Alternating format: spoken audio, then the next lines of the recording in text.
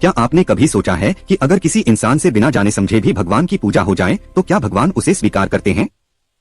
सनातन परंपरा में एक ऐसी ही अद्भुत कथा सुनाई जाती है। बहुत समय पहले एक गरीब शिकारी जंगल में शिकार करने निकला। पूरे दिन भटकने के बाद भी उसे कोई शिकार नहीं मिला। भूख और थकान से परेशान होकर वह रात होने पर एक पेड़ पर चढ़ गया ताकि जंगली जानवरों से सुरक्षित रह सके। वह पेड़ बिल्व का था और उसे यह बिल्कुल भी नहीं पता था कि उसी पेड़ के नीचे एक शिवलिंग स्थापित है। रात गहरी होती गई, ठंडी हवा चलने लगी और जागते रहने के लिए शिकारी बार बार पेड़ की टहनियों को हिलाता रहा।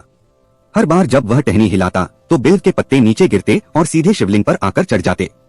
अनजाने में ही उससे पूरी रात शिवलिंग पर बिल्वपत्र अर्पित होते रहे। उस रात महाशिवरात्रि थी, जब शिव की पूजा का विशेष महत्व माना जाता है।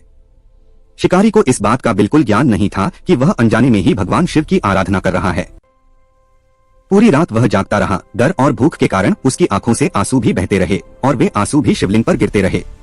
कहते हैं कि सच्ची भावना और निष्कपटता से की गई पूजा को महादेव अवश्य स्वीकार करते हैं, चाहे वह जानकर की जाए या अनजाने में।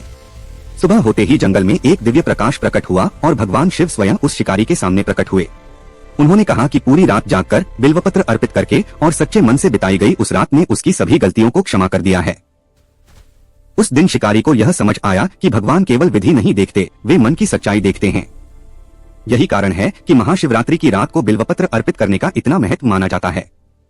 अगर आपको ऐसी ही रहस्यमयी और प्रेरणादायक सनातन कथाएं सुनना पसंद है तो हमारे YouTube चैनल को जरूर सब्सक्राइब करें और Instagram तथा Facebook पर हमें फॉलो करें, क्योंकि यहाँ आपको मिलती रहेंगी ऐसी दुर्लभ कथाएं जो बहुत कम लोग जानते हैं।